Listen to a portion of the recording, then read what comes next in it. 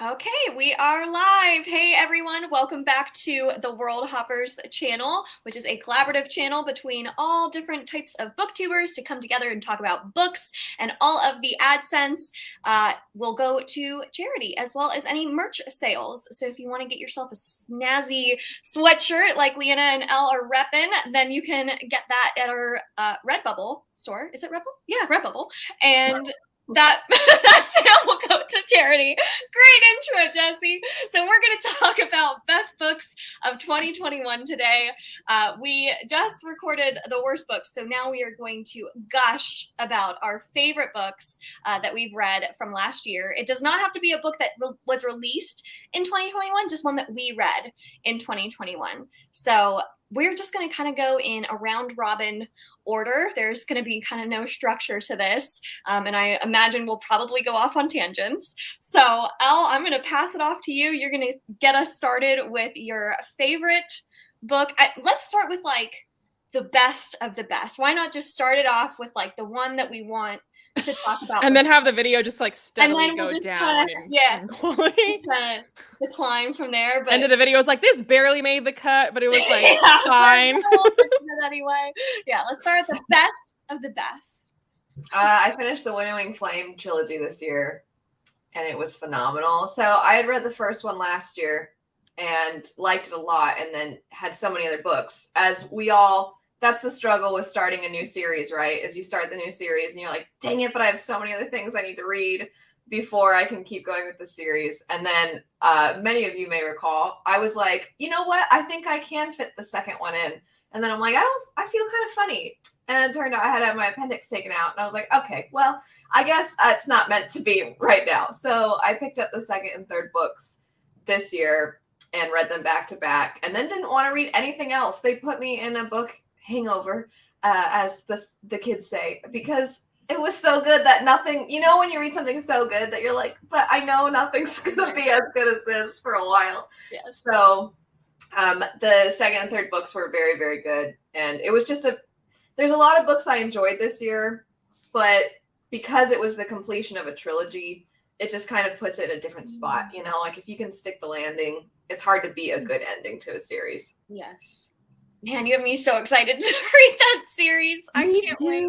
I so want to read that series this year. Totally. I don't know. We should buddy read it. I haven't Yes. started at all yet. I am. I'm going to join us. I was like, I have had the first book for a long time before I'd ever heard Elle talk about it, because I just like, I don't know, saw it randomly and the cover was cool. And I was like, I've never heard of this, but cool. And then like Elle started talking, I was like, oh, that looks familiar. I think I have that book. It's good? Well then. The only person really I'd seen have anything about it before was Patrick. Yay, Patrick, he's great. It was just his birthday. So happy birthday, Patrick, at the time we're recording this. And I mean, we tend to have a lot of similar tastes, although of course there's some differences, but I'm like, okay, if Patrick likes it, at the very least, I don't think I'm gonna hate it, you know? Mm-hmm. And I thought it was so good. And then fortunately, you know, when you read something that nobody else really is talking about, and then you're like, is it just because it's in my, like, did I hype it up? Is everybody else gonna be like, this kind of sucks actually? So then I was really worried, but everybody that I've been seeing pick it up, nobody has hated it that I've seen. What? There was one random comment way later on my review for the trilogy, months after I'd made the trilogy review, that was like, I didn't like this series. I don't know why you like it. I thought the first book was boring. I never continued. And I was just like, I'm sorry. Thanks for letting me know. Yeah, I'm so sorry it didn't work. But it was, the way it was said was almost like, you let me down by giving me I didn't like. So I feel like I'm so much more apologetic and positive, like gushing reviews, like in a negative review, like this was garbage. If you like it, you're wrong. But if it's like a book that I love, that I'm like, it may not be for everybody. I mean, I personally really like it, but like, I don't read it because I said to. Like, I just really like it. You don't want to overhype. Set the bar lower, and then maybe people will be like, wow. But yeah, I really enjoyed that, if that wasn't clear already. Almost 5 minutes we have spent talking. Well, we'll have to read that one. Yeah. I mean, if y'all are interested, because I have them all it was some work to get them because they seem to not want U.S. readers to be able to get a physical copy of them, or even want U.S. readers to read it because you can't get digital and you can't get the audiobook. So weird. Abby. Yeah. Buy them all. I mean, I got a copy. It was really easy and no problems. So you get easy books and you get different endings than we do in the US. They're working on changing the ending for the US edition. That's why. I need somebody to make a gorgeous illustrated edition or something for this. And I don't know that they ever will because it's not that accessible worldwide. So I don't feel like it can hit that sweet spot where it's like, oh. But it could do, I think if it was like a Kickstarter for like a one-off, like. Tweet at her. She knows you. Tweet her that to start a Kickstarter for it. Yes. Oh my god. All right, Jess, what was your best of the best? Oh my gosh, which one was best? Yeah. So it was hard, but Jade City was like life changing for me. No, I have not read Jade Legacy yet. Okay, you haven't. But that means that you liked Jade City better than Jade War. Yeah, I did. I still really love Jade War, but I loved Jade City, like pacing and everything overall more than Jade War. But I still love Jade War. But Jade City, I mean, I still just think about No Peak Clan. I think about Hilo and Handon and just love them. Full face. Acceptable. Like they feel real, like real people to me. Like I just need to wait to book my ticket to Janloon and I can meet my faves. Fonda, I cannot read Jade Legacy because it's so long and Fonda Lee's going to break me into pieces. See? And so, yeah, Jade City, I mean, it's not for everyone. but it is. But it is though. It's like mafia, but with like, I was about to say kung fu. That is not it. Martial arts. And it's just, yeah, in real life, of course I wouldn't condone these things, but reading the book, I'm like, I mean, some people gotta die. I understand.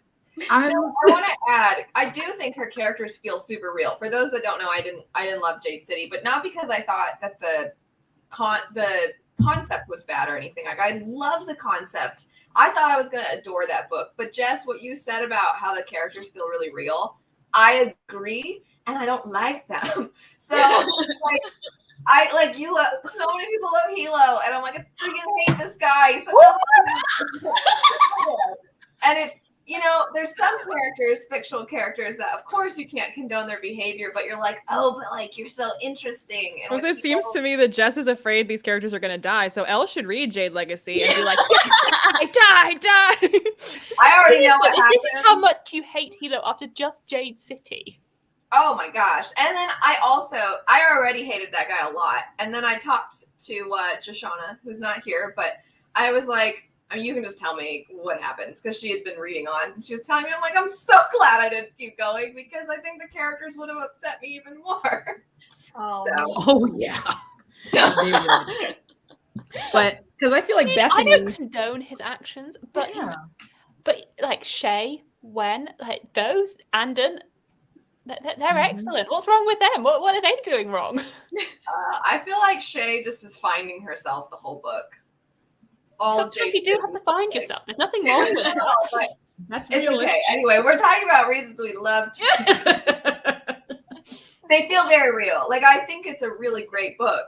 I just didn't like the characters. I was gonna say, like, it's so hyped that I've been wanting to read it for a long time, but also I keep not reading it because I often have unpopular opinions that align with Elle's.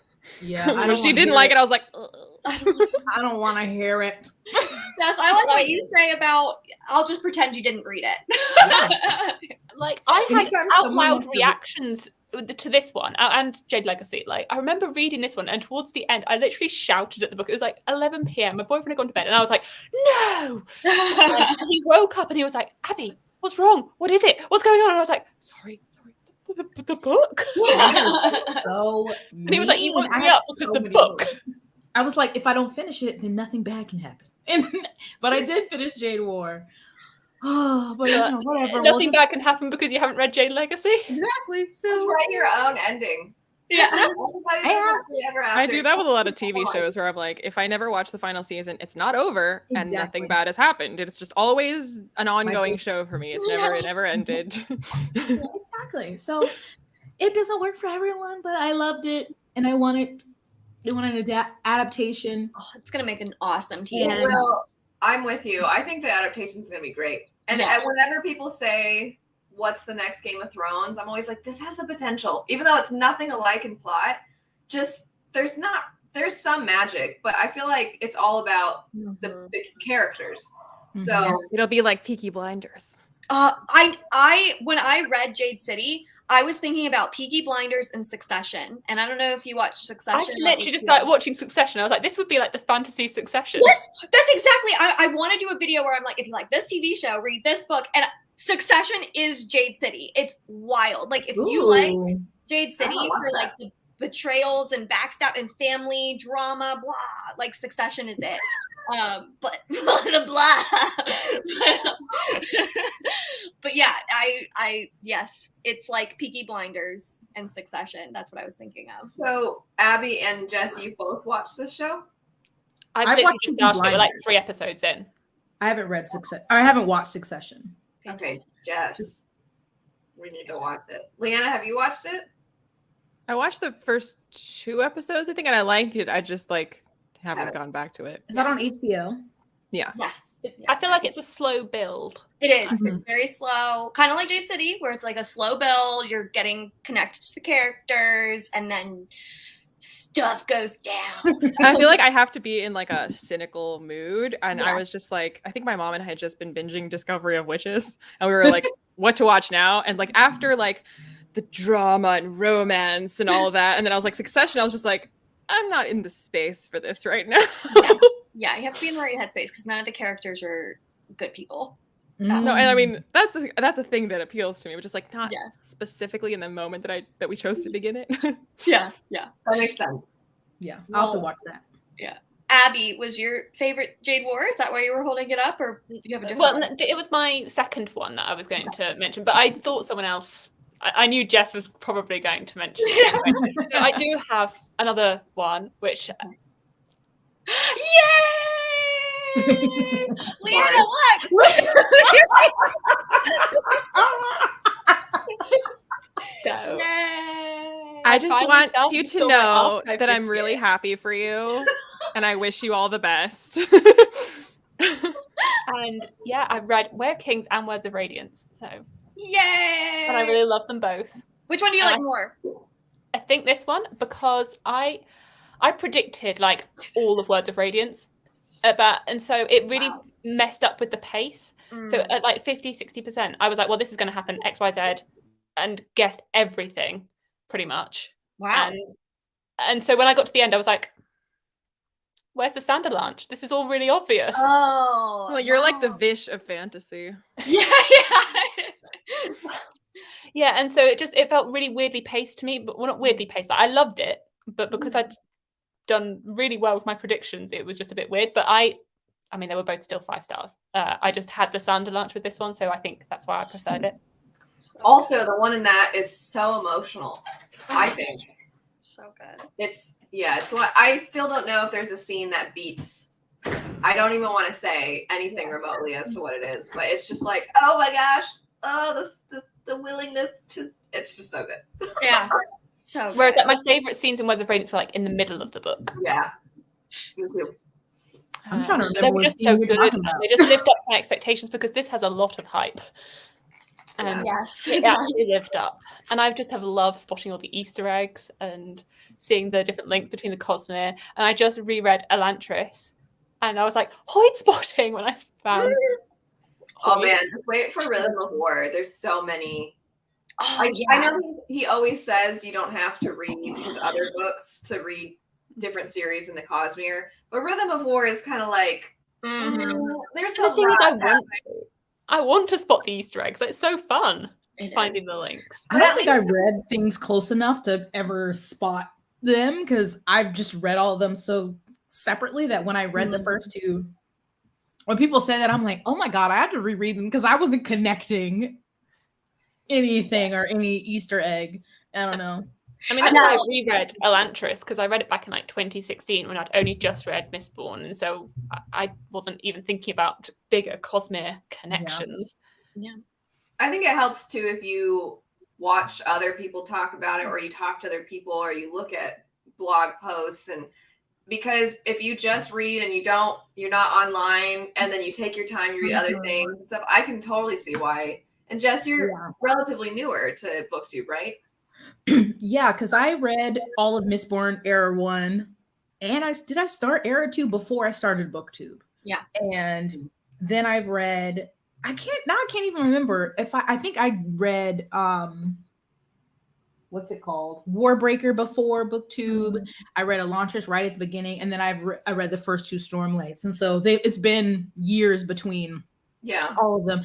And I'm like, I would like to reread it, but also they're so long. There's so many books to reread. Yes. Oh my God. I'm rereading on audio because then I don't. Just stop complaining about the length of Hobbs books when I know you read Stormlight books. So get out of here.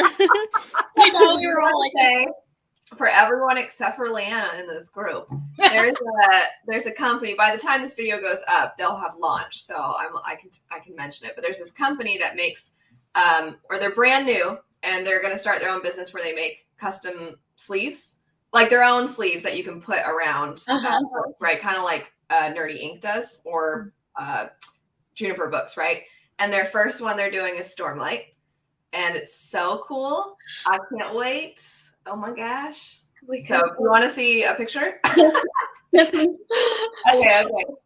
I mean, Jesse's already like preparing to just spend everything. But I like the covers. Add to cart. But they look all together on the spines and stuff. I know I do like the US. But is the design going to be one that can continue into the other 6 books? Well, at least the first 5, I think. Yeah, I was like, when the 5th one releases, will they have just like another one? I think they're gonna have another. I think, and they've also worked with his team. Because when I saw them, I'm like, that's so cool. But also, did they get permission? Because I know Dragonsteel, definitely you can't really do your own thing. Yeah. But they did. So here, let me see if hopefully you can see it pretty well. Jesse. I can't wait. I'm gonna find them so quickly. We'll leave them in the description bar. Yay! Oh my God, I'm so excited. Aren't they awesome? Yes. I may have repurchased the hardcovers. Leanna, I love your face. No, Leanna, poor Leanna. I'm really happy for everybody who's excited about this. I'm in the middle because I've only read the first 2 Stormlight, and I really enjoyed them. I gave them 4 stars, but I still was like expecting to read them and be like, oh my God, that's the greatest thing I've ever read. And I didn't get that vibe, although I'm like, I'm going to reread them eventually sometime. So I'm not like their level. I'm not Leanna either. I'm somewhere. I'm not a moderate. Way to be Switzerland. No, neutral. I love Switzerland. Yeah, but I'm just like, these are very long. So I have complained about their length too, Leanna. Don't feel left out. Like, don't worry. I complained about them being very long as well. Like standards, sir. 1,100 pages? No, I think they could be a little bit shorter. Yeah. And I mean, I feel especially that way about Oathbringer. Yeah. But a lot of people love Oathbringer. It's just, I think it's all about which characters you love.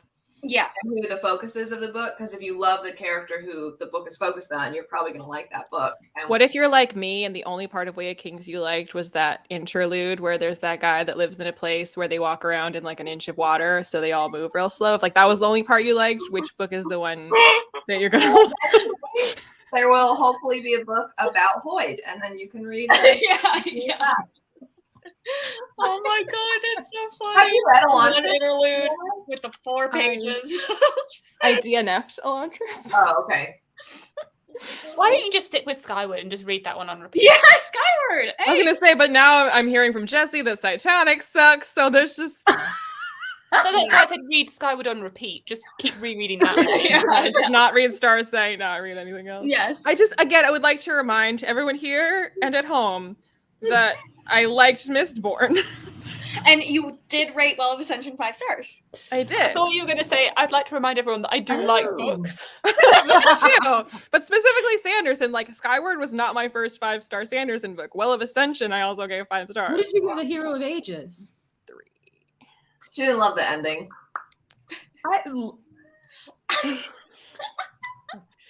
That's what my favorite endings. I know. I love it. All right. I don't know, Let's hear but about one that you do love, Leah. What was your favorite?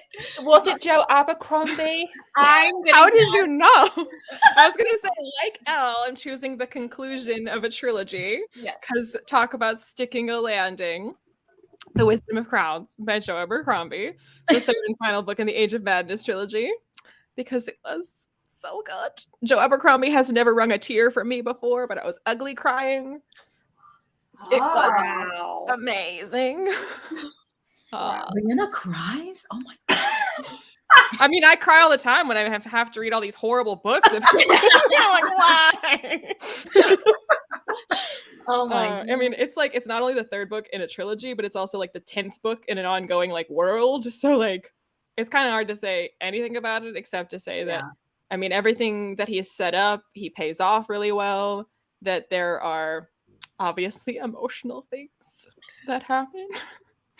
I joked that I would cry because it was the last book, but that's not why I was crying. Is it actually? Is he going to do anything else in this world? I mean, there's nothing planned, but like he's expressed that like, you know, he's got nothing like he'd totally come back to First Law and tell some more stories. And there's just like nothing specifically planned.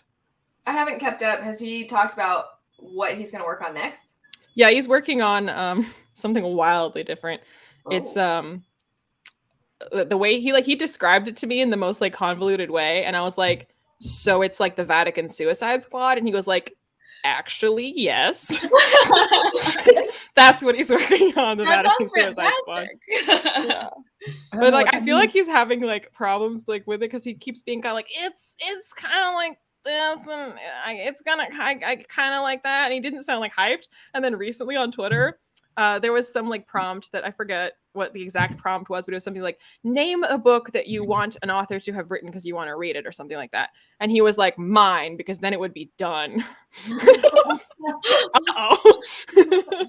Writing I'm going to read my first Abercrombie hopefully soon. I'm waiting for it to come in from the library because my library on base doesn't have it. So I'm waiting for the ebook and the audiobook. I don't know which one. Audiobooks are fantastic. Stephen Pacey is fantastic. Highly recommend. I'm assuming you're going to read the Blade itself, not the Shattered Sea. Yes, the Blade itself. Because the Shattered Sea is the first time I heard Stephen Pacey, because I'm like, you know what? I had a long drive home from teaching, and I was like, I'm going to start First Law, and I put the audiobook on, and I'm like, this is like, it was so. I don't want to insult other audiobook narrators, but it was so much more of a performance than I was used to. That I was like, it almost felt overacted for a sec. And then after a little bit, plus the character blocked the way he does his internal voice versus when he's speaking.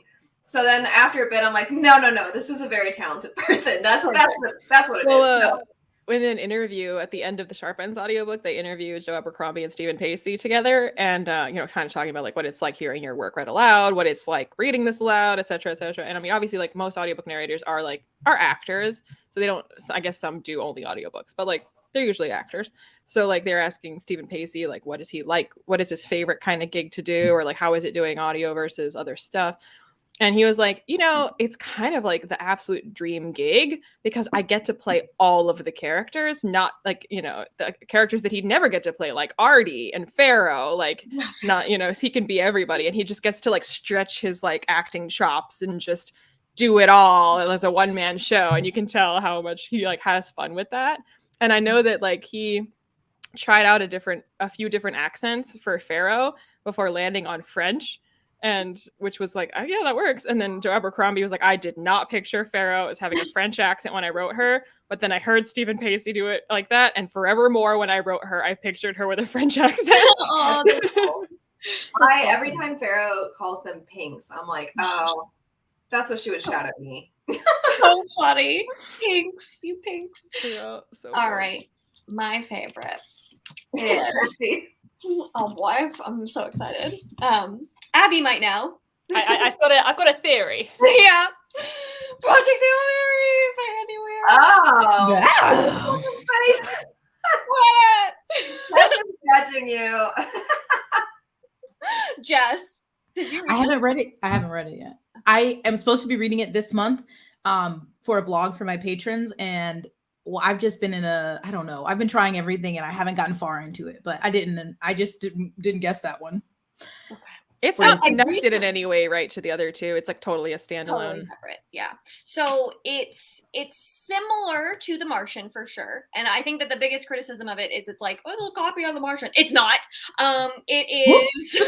I mean, people that say that have only read like the beginning of the book. Yes, then it would be like very similar to The Martian. It's more ambitious. It's more far-reaching. And I can't say a thing about it because it's a huge spoiler. Is So it, the first in a series? no, it's standalone. Oh, okay.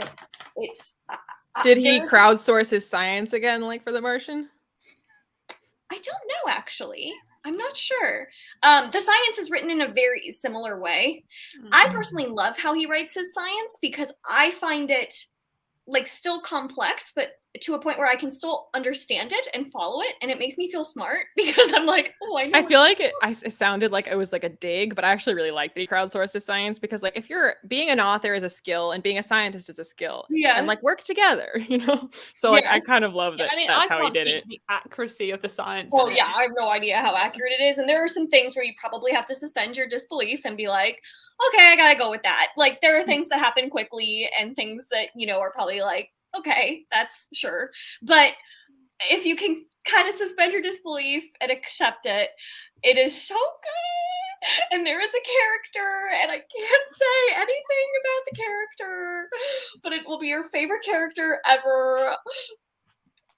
Okay. We will see. Abby, do you agree with this character?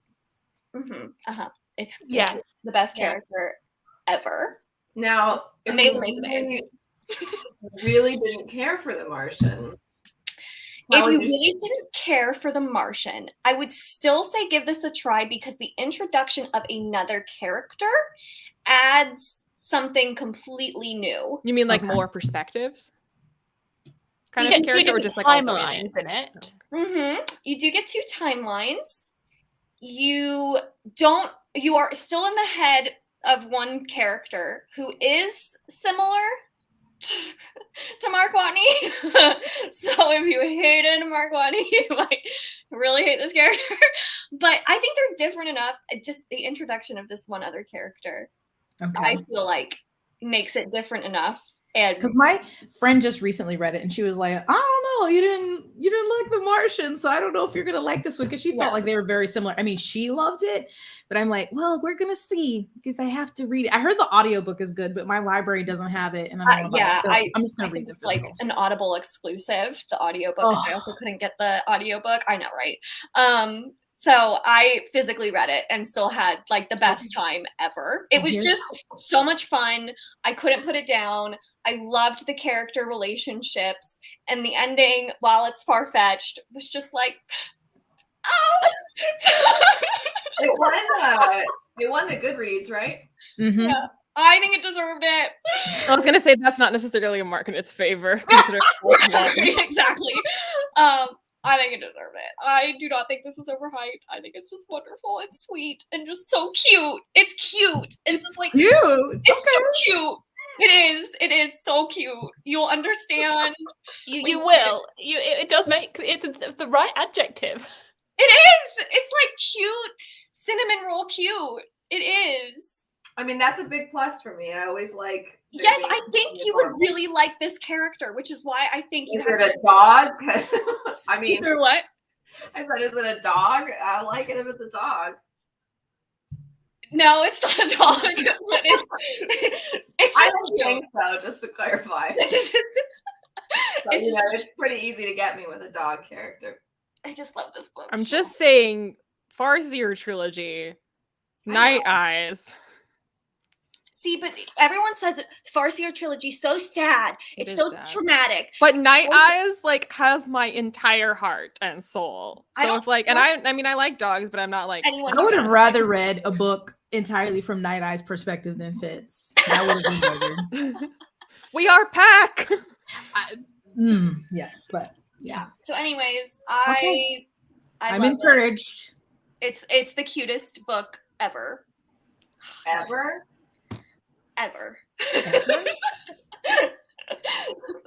Okay, anyways. So now let's do another round. This time, like, just, I don't know, whatever, just another favorite. The not quite Just favorite. Maybe tugged at her braid. maybe a surprise favorite, like that you weren't expecting to love. Oh, I like that. Okay, yeah. Oh, dang. Ooh, a Pleasant surprise. surprise. Caught off guard. I was just gonna say the ones that I feel like everybody. I'll say something that's not fantasy. If that. Okay. Oh yeah. Let's. Because the fact of it not being fantasy is already a surprise. Yeah. So I read several memoirs this year, and they were all really good. So they were all. One of them is funnier because it's Trevor Noah's, so Born a Crime. But then Educated and Know My Name by Chanel Miller. The other one's Tara Westover. All fantastic, really great. I mean, I have the hardest time talking about memoirs because it's so weird being like, it was so good reading about, and then like this awful thing, fill in the blank. Or being like, it made me feel so like empowered to read about them dealing with awful situations and stuff. So I never know how to talk about them, but Trevor Noah's is talking about, as the title kind of gives away, that he's essentially born a crime because of the way that people are segregated where his family is from. And then we have Educated by Tara Westover, where she's raised by, and she actually talks a lot about, she's pretty sure her father had mental health issues that made his paranoia much worse. And he became very fearful of the government, fearful of public schools, fearful of hospitals. So he pretty much lived off the grid with his kids. And they had a lot of injuries. They had a lot of things in their childhood that were really difficult. And just like growing up in that environment and then going on to become extremely highly educated it's just a super impressive story. And then Know My Name is very heavy because it's about if anybody's heard of Brock Turner, and for a long time the victim in that case was anonymous. They kind of kept their identity hidden, and I think for understandable reasons. It's a sexual assault survivor, but then the way that the media painted her, Chanel Miller, was awful. And then Know My Name is essentially saying, like, this is my story, this is who I am, and this is why I'm not the person that you all tried to turn me into to defend him. And it's very good. They're all very good. So all those memoirs were fantastic. Has anybody read any? I think maybe Born a Crime. Yeah, I read Born a Crime. I want to read that, but I haven't yet. And also the audiobook is read by Trevor Noah, which is It should be. I love his voice, and he's very funny. And I think that's what's also charming about that memoir, because like obviously like what he went through is, it's not light, but like he adds, a bit of humor, because a lot of what he talks about he has brought into his stand-up before. Like he used the phrase "born a crime" in his stand-up to explain how, like, I mean, it's horrible that like during apartheid your existence is like denied and illegal, but like by phrasing it that way and kind of making some jokes about it in a way that kind of like it's ridiculous. Like that's a tragic situation, but it is also ridiculous. So like I think he does that well, where like it's tough, but you also know that he came out of it, obviously, because he's very successful now, which, like, similar to Educated, is impressive, like where he's gotten to given where he started. So I think it's a good, like, it's not, I mean, I did cry reading it, but like it's not just like a horrible depressing slog of like a tragic childhood. It's like it's got a lot of humor in it as well, because it's written by Trevor Noah. So yeah, those all three are on my list to read. They're all fantastic. Know My Name.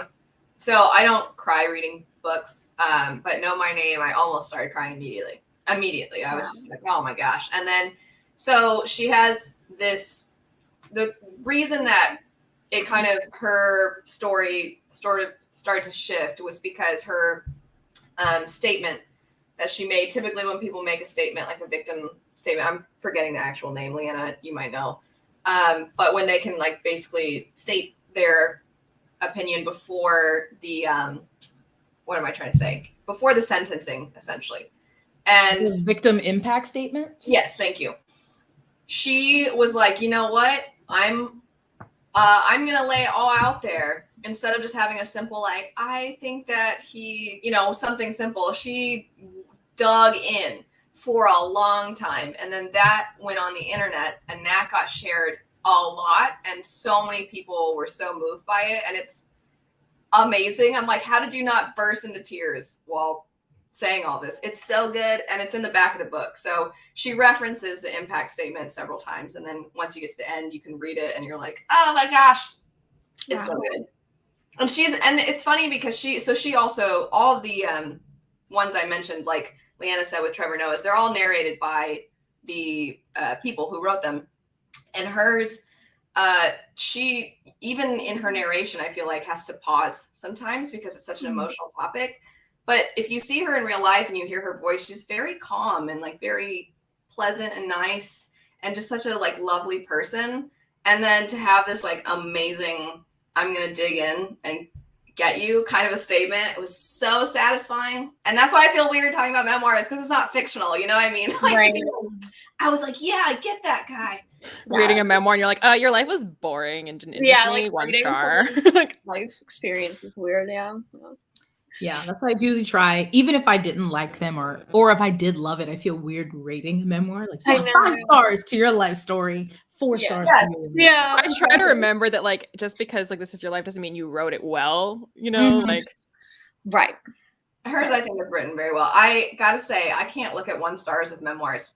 It nothing like puts me in a rage quick. Well, that's not true. Plenty of things put me in a rage, but there's a 1 star where it's like she's just a weak-willed person, and I'm like, and I just wanted to like curse this person out, and I'm like, you freaking idiot, or You are what's wrong with the world. This 1-star reviewer.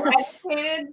I understand, and she even mentions a number of times in the book, like, this is my recollection as a child, and like my brother remembers this situation happening this way. Like, she's very much aware that some of traumatic things, like, you might remember it different than someone else. So there's a lot of fact checking, but also she has like, she'll mention the perspectives that her siblings had in those moments too, for the ones that she was really little about. But as far as like, there is some more violent things going on with one of her brothers, and it's really hard to read. And this 1-star review is basically just like, I think somebody would have stepped in if that was actually happening. And I'm like, oh my gosh, like, do I have to explain to you how that statement right there is the reason victims don't come forward, is because people don't believe them when they, and it's like, I can promise you, I grew up in a house that was right next door to a bunch of other people, and my mom's husband was not a nice guy, and he was yelling all the time, and anybody could have said something or asked us like, hey, are you guys okay? And no one ever did. So the idea that, oh, well, like, somebody would have intervened. No, that's not the case necessarily. And now that she is talking, you're like, I don't believe it. I just, so 1 stars of memoirs are very difficult for me to look at. I just get angry at society. Yeah. Anyway, so those were really good. Jess, what's your favorite? Well, one that was more surprising was Razorblade Tears by S.A. Cosby, which is it categorized as a thriller? And I was hearing really good things about it. I think it was the book of the month pick. But the emotion that it got from me. So the whole premise is there's two fathers, one's white, one's black. They've both been to jail, and they have 2 sons who are married. And the sons at the beginning of the book, were killed. And I think it's been written off as like either an accident or they're not putting in a lot of work to like figure out who killed them. And so these dads basically come together to figure it out themselves. And wow, it's just so much because they both were not supportive of their sons being gay when they were alive. And so it's a lot of them learning about like what they wish they had been to their sons when they were alive. Like addressing their inner like homophobia and all of these and different things from their different backgrounds. Oh my God. I just was like, Mara recently read at the end of the year, and she in her wrap up was talking about how she was crying reading. I was like, exactly. It just is so emotional because it's so sad because they can't get their sons back and they're learning all of this a little too late, but they're like, if I can do one thing, I can at least figure out what happened to them and avenge them. So it's like, a revenge story. I wanted to read that. I've wanted to read that for a while, so it's on one of my kind of like books to pick up in this year because it sounds so good. I think it is. I mean, and there's a lot of violence on page, so like warning for that, and obviously the discussions about like homophobia and stuff. But it's just so like, I don't know, because they're not like these conventional people. I think it's set in Virginia. I love the audiobook, especially the narration they had for the white dad. I think his name was like Buddy Lee or Bobby Lee or something. And they both are like, they've both been to jail, but the black dad has like really turned himself around, has a business, has been staying out of trouble. And the white guy, not that great, whatever. But it's just them together, and they're learning about like each other and different prejudices they have against race and gender identity. And I just was like, oh my God. Yes. So read it. How old are the dads in the book? Are they like middle-aged or are they a little older? I would say middle-aged, because let me see. I feel like they probably were in their late 40s, 50s. Because the sons were, I feel like, in their 20s. So yeah, I feel like they were at least middle-aged. Yeah. Sounds so good. I wonder if they'll make a movie. I could see it being so good. Yes. Yeah. Oh my God, it would be amazing. So Let's go on. All right, Abby. Well, it's not that much of a surprise, but I guess it's a surprise because it hasn't got that many people that have read it, and that was The Forgetting Moon by Brian Lee Durfee. Yeah.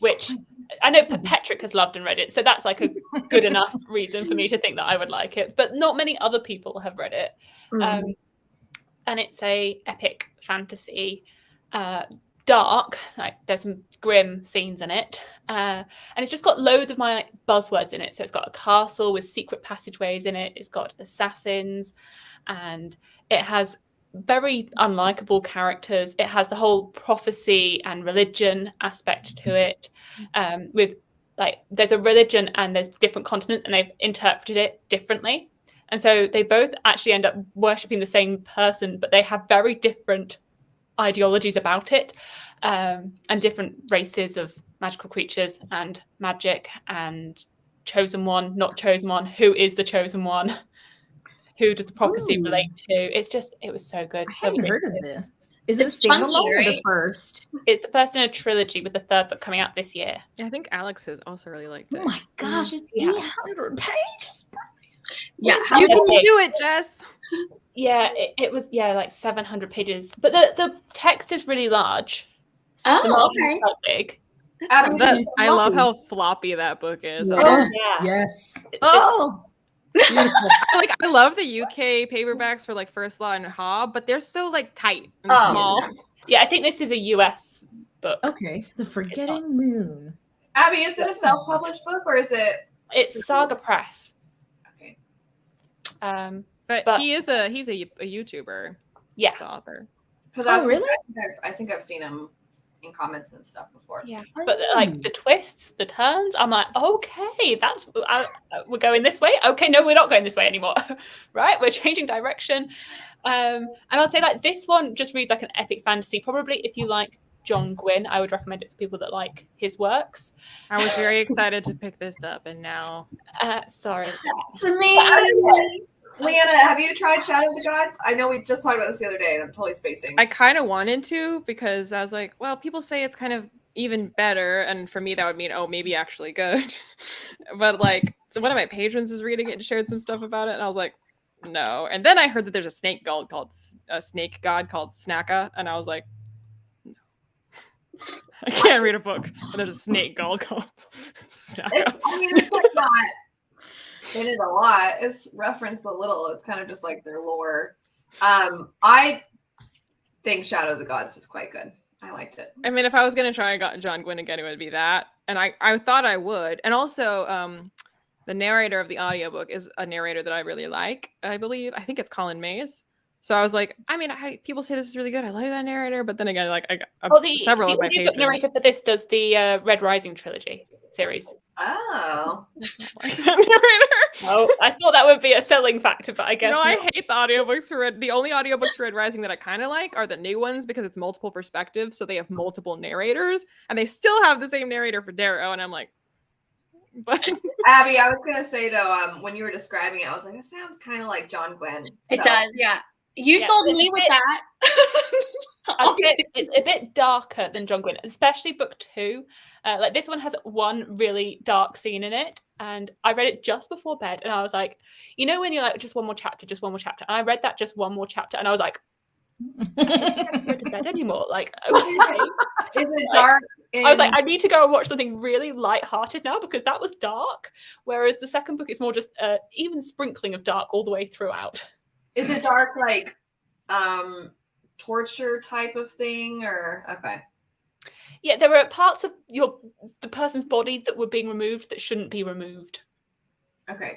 I mean, I don't know what parts of your body can be removed that you'd want to. I was gonna say this happened where like I stopped reading Mad Ship at this middle part, and I don't know how I managed to stop like immediately before an amputation, so that I picked it back up again, and I was like, oh my god, this is like, and it's described so like, I mean, I read violent things, I read Glock is a torturer, but like the way it was described, because the person's perspective is the person doing the amputating, and like they describe the feeling of the softness of the flesh under the knife, and I was just like, I did not realize that we Game got of into that Thrones. with Bob. I know, but this was one of the most like it wasn't just reading going like, oh, that's gross. I was like, oh my god, like I could like feel what you're saying, and oh god, Oh my God. Yeah, oh so- god. So if you don't like those sorts of scenes, then you might not like this. But if you can look past that, then Damn, the library doesn't have it. I thought you had a pipe in your mouth, and you were like, Grandpa Alan. It's not. I'm here for a brief amount of time, but I wanted to drop in. And Well, why don't we have you mention some of your favorites in case you have to leave? why? Yes. No one's read any of them. Right? Start with the best of the best. Guns of the Dawn. I read that. Some of my favorites this year. I finished Long Press Quartet, which was the last 2 books were phenomenal. I read a bunch of novellas, or I started reading novellas, and 2 novellas I read were really, really excellent. Brian Purple and Black. McClellan's? I just read one called Hope's End by Brian McClellan. did your hope end? The problem is like I need to know. I need to talk to him. Like, is this an in-world choice? I could not find anywhere where what he's talking about is called a Hope's End. It's called a Forlorn Hope because I've read Bernard Cornwell's Sharp books. What he's talking about, creating a breach in a wall during a siege and then plunging a bunch of men through, and you get promoted if you get through because the chance of you surviving is 0. It's called a Forlorn Hope, not a Hope's End. But he calls it a Hope's End. And We're supposed before to be I got talking mad about at our him, I favorite Googled. books, like the Yes, best Alan, books it's of up. the year. Oh, sorry. Yes, derailed. Who said McClellan? Like someone. I did. I'm sorry. Purple and Black by KJ Parker and Ogres by Adrian Tchaikovsky were they were just out of this world. Guns of the Dawn by Adrian Tchaikovsky was one of my favorites. What else do I got on there? I finished Blackwing. I finished the books of Babel. Fall of Babel is excellent despite Petrick's like No, anti. Petrick is correct. He's not. He knows what he's talking about. No, let me explain why he's not correct. Sorry, Petrick. I love Petrick. No. This is literally, people are rating it based on emotional response because you were disappointed. But the problem is the book is not appreciably like what Your emotions are not valid, is the what way it is. The way it is written is not appreciably worse than the previous 3. Bancroft is still a brilliant writer. His prose is the same as it was in the first 3 books. Everyone is just so everyone has a bee in their bonnet because of the first 150 pages. Everybody is so up in arms that he continued the structure of the Hod King from book 3 into the beginning. Which was of book a bad 4. I have structure. no idea why everyone is so like up in arms about it. There Because are it was valid boring. complaints, but it's not a 1-star book. It's not when the Hod King was a 5-star book, because Bancroft's still a talented writer. So yeah, but someone needs to take the thesaurus away from him. I mean, that's just how he wrote that way in the first 3. I did not notice that there were more weird words than there were in the first 3. That's just how he writes. I just like that we have ranting in the best books of. Well, it's fun that because y'all won't let me say the books that I like without freaking jumping down my throat. Wait, Alan, just to be fair, we were doing that to each other before you came in. Oh, well then, all right. Well then I'm glad. Abby mentioned Stormlight. Leanna was like, and so anyway, look, you cannot like Fall of Babel, but it's not a 1-star book. Not if you liked the first 3. Abby, you're fine. You didn't like the other 3, but Patrick loved the first 3. Patrick, I love you, but you are not correct on this, and I'm making my life's work to undo your propaganda campaign that is like smearing this book. But the thing is, I feel vindicated now, because when I read it, everyone was gushing about it, and now Patrick came to me. There was like 4 of us that read it, and we were all like Bancroft simps. Like, of course. Yeah, and then I read it, and I was like, I don't get it. I don't get it. This book. You didn't like the first 3. They were all the first 3-star books for like you. 3.5-star books. They were 3 to 4 stars. This one was. No, Abby, no one expected you to like it. You didn't like the first 3. So yeah, I no one expected expected you to like be it. 4 stars. I had someone box for me to be like, hey, so Patrick doesn't like this book. Now I'm afraid to start the series. And I sent her an 8-minute boxer back saying, do not listen to this man. Start the series, because even if you don't like it, you know what? One of my favorite series is The Shadow Campaigns by Django Wexler. I hate the 5th book. I think the ending sucks. You know what? The other 4 books are really good. I would not tell someone to not read that series because the 5th book doesn't end the way I want it to. I told them, read the freaking series, because even if you don't like book 4, the first 3 books are definitely worth it, or at least if you like the first one. Abby, you were never going to like Fall of Babel. That was never a reality. Like, before it was written, you were not going to like it. It was going to be 3 stars max. So it had nowhere to go. I'm so enjoying watching Alan yell at somebody else. I'm not yelling. I'm not yelling. This brings up an interesting conversation about, like, if as a reader, do you have to have an incredible ending to appreciate an entire work? Is it the journey before destination? I think it depends. I think it depends on if the ending undoes some of what the previous books were doing versus an ending that just didn't go where you wanted it to. There's a difference, because like I still recommend Mistborn, even though I don't like, and it is to some degree undoing the beginning part, but I still think the beginning is good. But Dark Dawn ruins the first 2 books because it destroys everything that you thought was being built, as opposed to just like not going. Do you know what ruins Dark Dawn? The fact that Jay Kristoff wrote it. That's what. I mean, yeah, he's the only one you can blame for that travesty. Yeah, but I mean, that was the problem with Nevernight and whatever God's Grave. Why does God's Grave get the? I read the first chapter on Amazon. You were never gonna like Nevernight, Alan. That was never gonna be. That is like the 100% of Alan. I read it to see it was like early in my booktube career, before I knew that this. But I was just like, this is I hate everything about this. Yeah, that is like one that if I wanted you to like hate read something, I'd be like, I was like, if a man in all leather was leaning against a door frame was a book, it would be 100%. That book is the cast photo of Shadow. Okay, well, this was fun. So let's talk about some books we love. Yeah, wait, Jesse. I'm sorry, Alan, for hating one of your favorite books of the year. Abby, No. I don't. Again, Abby, I don't care that you don't like it. I knew you weren't going to like it. I got all of my feelings out when you didn't like Senlin or Arm of the Sphinx or Hod King. Like, I was prepared. It's Patrick. Like, Patrick is the government that must be brought down by this October Revolution. Like, Patrick is the czar we're dragging down and replacing with a new government, not you. So, speaking of, Alan, you enjoyed Fireborne and Flamefall, right? I did. That is in my. It is Fireborne is also. Fireborne is also in my. Fireborne is one of my favorite books of the year, also, along with the Discworld City Watch books that I read. Nice. So yeah, I think that's. Who is that? Is that Sorry, my mom is texting me that she's getting a puppy. Oh, okay. Oh, I'm so excited. So yeah, those are good. I think we were. Sorry, really quick.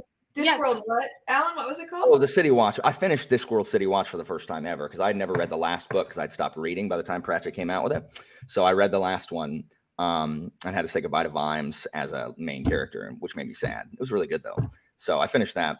So yeah, read a lot of good books. Shadows of the App series were really good. The ones that I've read, the four that I've read. I've discovered Adrian Tchaikovsky and KJ Parker I'm huge fans of, and Daniel Abraham. These are three authors that, you are a huge fan of them. You do not become a plurality because there are multiple books by the same author. What? That you said you became fans of.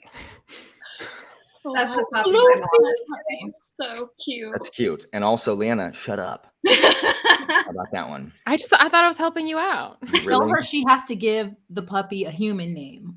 So Oh my no God. Spot. It needs to be like Deborah, Carol. Name it Gerald. Yes. Name Adam. I don't name it- know. Name it Safina Boya.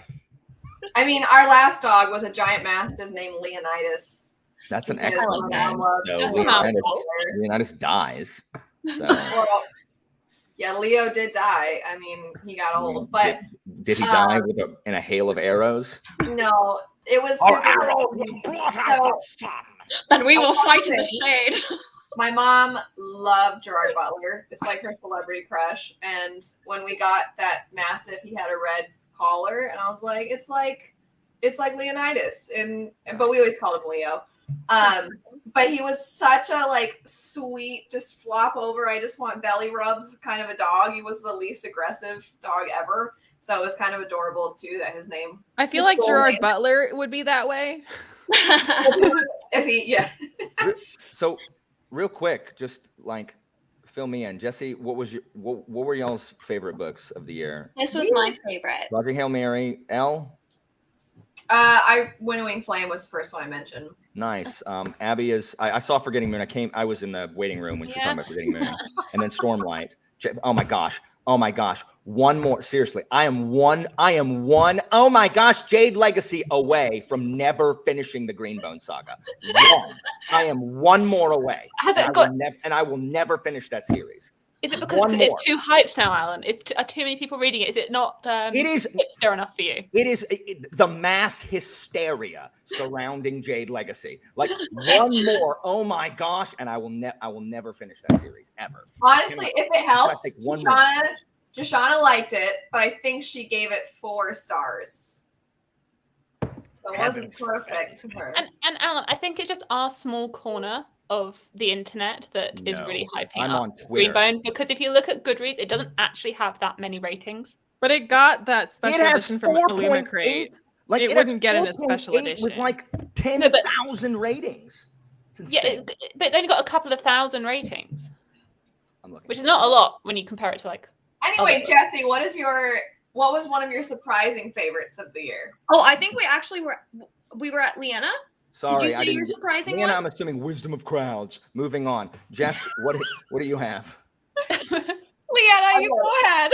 Leanna, yes. Alan, we're talking about surprising, and I was not Oh. surprised that I liked the Wisdom of Crowds. I was relieved. I meant what were your favorites? I mean, it was Wisdom of Crowds. My most surprising was Skyward because Oh, Hey. that's right. I have that one to talk about yeah. after I just mean, ripping it's- on this sequel. You love. in addition to it being Sanderson, Yes. I had just heard a bunch of things about it that I was like, those sound like cutesy, stupid things that would enrage me. And I was like, I'm gonna hate the slug. I'm gonna think Spence is annoying. I'm gonna hate this. And then I was like, the slug is really cute though. And Spence is, I guess, kind of annoying, but it's appropriate for her age and situation. So I was like, this is where this goes. And it's secretly Name of the Wind. So I will say I don't know if you're gonna like the sequels.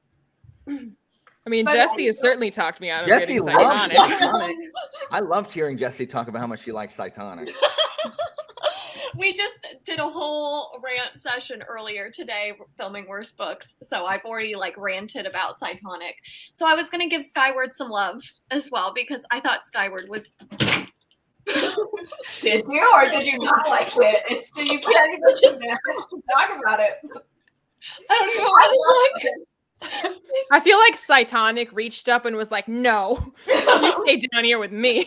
I didn't read any books this year really that I didn't really like, other than Powder Mage. Just because you're a 5-star strumpet, Alan. It's because I like most of what I read. Because I'm not like hostile like everybody else. I was gonna say no. That's why you rant so much, even when you're talking about positive things, because you don't have this other outlet of negativity to do it in. So then you just rant about books you like. Alan, did you just say you're not hostile? I'm not. When I pick up books, I'm not like, this lovely doesn't little have chat. something that I don't like. I was gonna say this was a really pleasant little chat until Alan We showed were up. all having a good time. You showed up. We're like, Alan's here. And then you immediately started yelling. Like, we need to bring I didn't. Patrick Someone down. started it. Someone started it. You, I was antagonized. you brought up Patrick, and then you went off. No, I was I said Fall of Babel, and Abby does this. How is this not antagonistic? But you rose to the bait, which none of the rest of us did. Well, that's who I am as a human. You're hostile. You're hostile. I am not. Poor Patrick, he's not here to defend himself. Oh, don't. Patrick has defended himself plenty. I said nothing to you that I haven't said to Patrick. Oh I was like, Patrick, this cannot stand. And he's like, Leanna, would you like to elaborate a little more on Skyward, or do you think you basically covered why you like it? I mean, I thought it was really good. I now was surprised because of the aforementioned reasons, because both the author and then what I'd heard about it led me to think that I probably at best would think it was like not terrible, but I like couldn't put it down. I didn't even meet, it was not even on my TBR, but like y'all were doing the read along in anticipation of the release of Cytonic. And I was like, I've owned Skyward for forever. I was like, yeah, let's just do it. And I read it and I was like, I can't put this down. This is so good. Who am I? Yeah. That's awesome. It is fun. It's a very quick read too. I think I the felt like you were pacing- taken over by Doomslug and replaced, and Yeah. that's how you managed to like it. I mean, there were a lot of excited fluting noises when I was reading. Love it. I think biggest surprise that it's not that I didn't think I would like it. I just didn't know I would absolutely love it. Like it would become a favorite of all time. Black Sun by Rebecca Ronan. Oh yeah, Black Sun was a good time. Yeah, because I had heard mixed things. Some people were saying it was, the ending and stuff like that. And I was like, And The sequel, I think, is a good way to yes, it does need a sequel. But from page 1, that opening chapter Great. was unbelievable. And then from there, I was hooked. I couldn't put it down. I read it so fast. I loved Serapio. I loved Yala. I loved their relationship. I loved everything about this. And I love the world was so unique. Something I had never read before. Like the lore and the clans and like all the different like magic and what maybe one of the main characters can do and that scene on the ship. And it's just so cool. Yeah.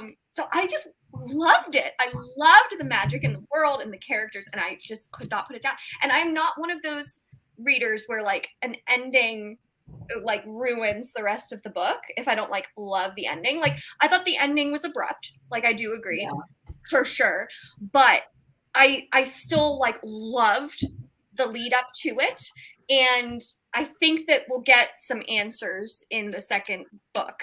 So I loved this. I thought it was fantastic. Definitely. Is it a trilogy or duology or? I think it's going to be a trilogy. Next book I think we're ready. I just yesterday saw because I was like, what did I read this last year? And on this book chat that Jade and I did, the most recent comment is like, I don't get all the love for Serapio. What? I love him. I love Serapio. Him and Chiala are the best. Yes. Now Narampa, she can use some work. Yeah, she was my least favorite of the three, but I still liked her story. Like I thought it was just interesting. So you said 3 because that's one of my only things is that the last perspective gets introduced really late, and I like that character. That's true. I did. The one that rides the bird. The raven or some kind of bird. Yeah. Anyway, I forgot to mention a very surprising read that I was like, oh, this was so fun, was Once Upon a Broken Heart. Gosh darn it, if that wasn't so delightful. I had such a good time. I read that in a day. I can't remember when I last read a book in a day. Fun. It was so fun. Addictive. It was very cute. And Abby, I want one of those secret editions, darn it. Have you seen those? The one with the foil on the cover. Yeah, when you take the dust jacket off on the naked hardback, they have got one of those. So I found it in a charity shop like the week after publication. I hadn't seen it in any bookstores. I was like, if this is the book that I'm thinking of, no, not available, not on Amazon. Went into the charity shop, and there it was, the special edition for £2. If this is the book I'm thinking of, I think my friend has like a bunch of the special editions because she subscribed to like every book box and all of the book, like Goldsboro has a subscription, and she hates it, doesn't want it, and is like, I'm gonna get rid of all of these. So like, I have the Fairy Loot one because I was subscribed to Fairy Loot, but it was like the non-book box. It's the Waterstones one. Yeah, it was the Waterstones, but it was only so many, and it's called, I think, Secret Edition because it's under, the book sleeve. So now, if you buy the UK copy, it's hardback. It's not going to have that. But anyway, I thought it was fun and charming and didn't take itself too seriously. And I think it was a little self-aware, and I thought it was fun. So I was like, this was such a good time. I wasn't expecting it. And it's in the same world as Caraval. Yeah, I haven't read. I read Caraval, and I mean, I'm not interested in reading anything from her, but I love the cover. It's very pretty. The covers were gorgeous, and that's why I read the whole trilogy, and I wish I had. That's why I read Caraval, because it spoke to me at Costco one day. And I had the UK edition of Caraval, and I think I had the US one, and I got rid of both and DNF'd it. All my friends don't seem to like that series, but then when I talked about Once Upon a Broken Heart, a bunch of people were like, I think that you might end up liking Caraval. Not because I was talking about how everybody says that the writing style is like too flowery and over the top and nonsensical. And a lot of people were like, I mean, if you go into it like expecting it might not bother you. So, but I didn't think it was like over the top in Once Upon a Broken Heart. It was still a whimsical writing style, but I didn't think it was nonsensical. So she might have grown as a writer. See, but I just remember her like seeing her feelings as colors, and I was like, I know. Yes, that is what I was like. No, ma'am. Lady Taylor does that too. She describes certain things as colors that are. Lady Taylor is a talented writer. How dare you? I know. I'm just saying that concept because typically when authors do stuff like that, I'm normally like, whatever. It sounds pretty. Okay, but it reads the Caraval read to me like she read Lady Taylor and was like, I can do that, and was like, feelings as colors, and I was like, no. That's a good way to explain it. Explain it to me, please. And she did not. I just hated some of her metaphors. I hated them so much. See, I don't think it's gonna bother me though, because that's just like her style. I don't think that's gonna bug me. I don't think. Yeah, you might actually really like it. That's why I feel like none of my friends feel the same, but I'm like, I don't think, and it's funny because I feel like the second you get kind of interesting with your writing, I'm like, no, I don't want to do it. But with them, for some reason, I'm just like, it's going to sound pretty, but not make a whole lot of sense sometimes. And I'm fine with it. I don't know. Yeah. Or maybe I'll hate it. Maybe I'll be like, no. We'll I think if you liked Once Upon a Broken Heart, you'll probably like the Caraval series. Okay. All right, Jess, what's another one that you loved? The Sword of Kaigen by Emme. Yeah. Good choice. Hole in my heart forever. How dare they traumatize me that way. But yeah, I was like, I hope I like this because so many, I had heard of so many people talking about it, and I'm like, oh, self-published. I want to read more of those, and standalone. I always want more of those in fantasy. Except that it's written like it's not a standalone, and that's really, really annoying. I know who originally was planning on tying it in, and then she kind of changed her mind. Well, those are the worst parts of that book. Yeah. I want and the entire ending that I'm like another. I'm like, no. I need to. That's my only complaint is I'm like, no, I need to know where this storyline goes. You need to know what happens with Robin. I'm like, the final chapter should have been cut. But also any of the like interludes where we go back, like where he's introduced as like a thing, and I'm like, why is this here? She's in a freaking Netflix or Hulu CW. A CW superhero show. It's like the Arrow show is like suddenly in it. Yes. But besides that, it's an excellent. The flashback didn't bother me. That last part, I'm like, you are not gonna tell me what happened, what this was. But yeah, I got so attached so quickly to both Masaki and Mamoru, and the pacing was very different. And I remember being like, I know she's not doing these things at this point in this book, but she said, yes, I did. And then it kept going, and I just was like laying it. I was emotions. Oh my god, I've never cried so hard. Like, Jesse asked earlier if it ends up kind of changing how you feel about the rest of it. That's a book where I can just be like, okay, I'm gonna sort of kind of pretend that end didn't happen because the rest of it was, or this is gonna sound weird, not even the rest of it, because the beginning took me a while to get into it because it was like kind of cliche and tropey, but then that middle section. Also, no one warned me that they would have televisions and like phones and Game Boys, and I was like, yeah.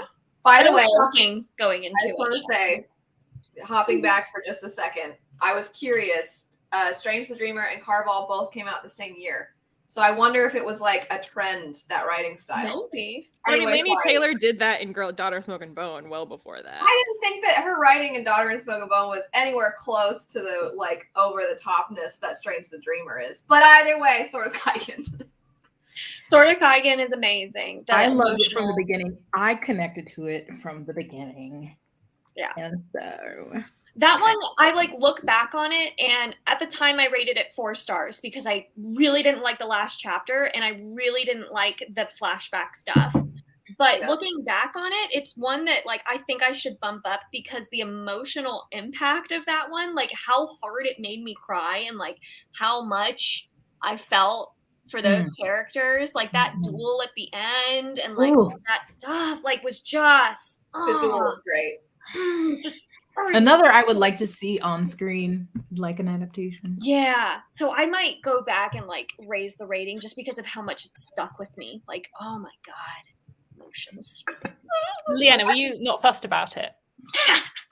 I thought it was like, it was fine. Like, again, the parts about it with about Robin in the middle and at the end, I was like, why is this here? I was so jarred by like, I was weirdly modern, but also very archaic. And I just wasn't ready for that. And the whole time it's written quite in a way that you expect it, even once you now realize that there you have satellites and stuff, that like it's still written in such a way that every time I was surprised again. I was like, no, I mean, I know that this is here, but I'm still surprised again. They're like, what do you mean a phone? Right. And then, I don't know, some of the writing, like, and the world building, like, didn't make a ton of sense to me. Like, I kept being like, I still don't know what we are doing or why we are doing it. Like, I don't understand where we are and who is this that you're fighting and why we are fighting them. What are the agendas? Who is at play here? I'm halfway through this and I still don't actually know the situation. And then the ending was so like, what?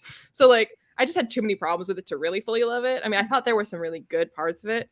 I thought there was some, in terms of like the main character centering someone like her is unusual. And I thought it was handled pretty well.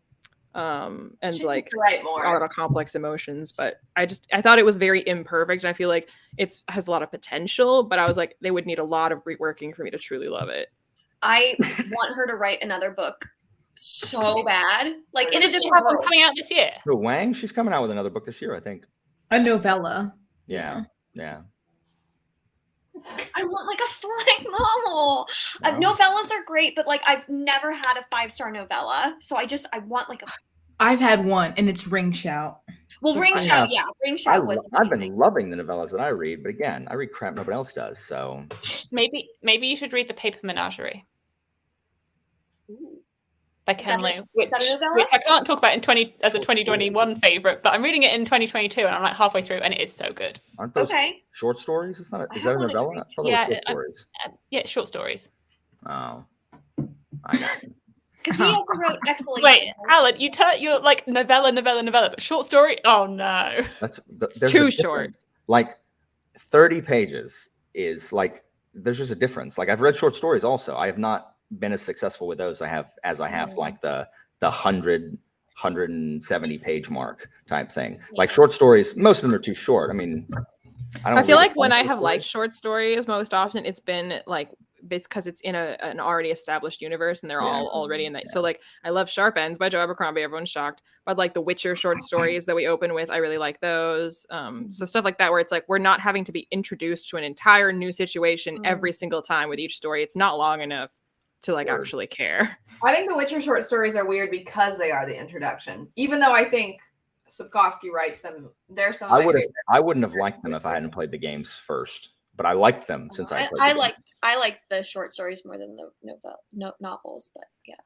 I think he writes short story even in the series. Every now and then he writes something that feels like a short story. I was gonna say short stories keep him from off-roading too much. Keep it tight. Keep it to the short story. Yeah, Stop with the history lessons. Jesse. His chapters are basically short stories. Alan. It is a dark academia novella. Okay, well, maybe I'll pick it up then. You know, the whole idea of dark academia is so appealing to me.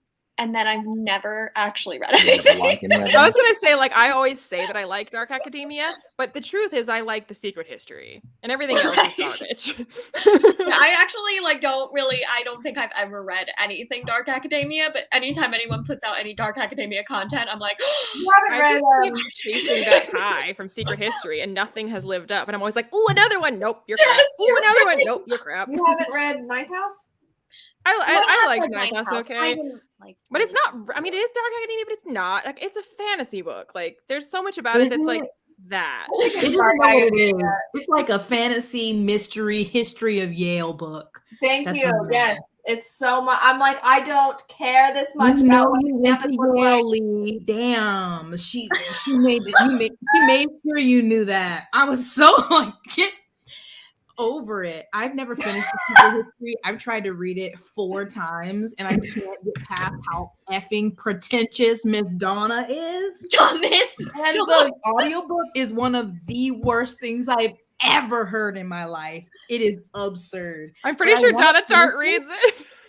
Yeah, she does. And it's disgusting, Donna. Yeah, I don't like her reading it. I want to finish it just so I have the receipt to say why I think it's a terrible book. I feel like you'd need someone like Steve West or Charles Dance reading it to be like, okay, you're in a leather armchair, there is a fire, and you are being pretentious. I don't know why she did that to her. I mean, she wasn't, I mean, she became known from that book. So it was probably like she wasn't the type of author where people would be like dying to record an audiobook for her at the time. She could have got anybody else. It would have been a better choice.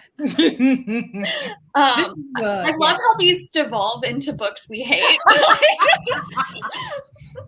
Well, I mean, worst books devolved into books we love, so we just can't stay. Like, if you give us the assignment, we're gonna do the opposite, whatever that is. That's true. Abby, let's get back to your favorites. I really liked The Mask of Mirrors by Emme Carrick, which I like that one too. And this is like a Venetian-inspired world where you have Ren, who is a con artist, as she infiltrates the merchant houses to become wealthy. She was like the street orphan, and it's just like had some really interesting characters and the dynamics. There's like a Zorro type figure that Alan would hate because he'd say there's too much leaning and too much wearing black, and you don't know who this person is, and you're trying to get all the way through. Rook that you were talking about? Yeah. Sorry? Is this the Rook? Yeah. I watched your whatever. My video where I was like, my predictions were so wrong. Yeah. I see who it was. By watching your video. Yeah. I did not get it right. And I was so certain that I was right. And then when it was revealed, I was like, but this isn't right. No. The words on the page are wrong. I know. And then the sequel came out the same year, which is exciting in concept. But then you're like, I don't have time to read it. I have to wait. I haven't read it yet, but there are like some scenes in the middle of the book were my favorite, and there were some shocking scenes, and there's like dream magic in this and tarot cards, and that was all just really, really cool.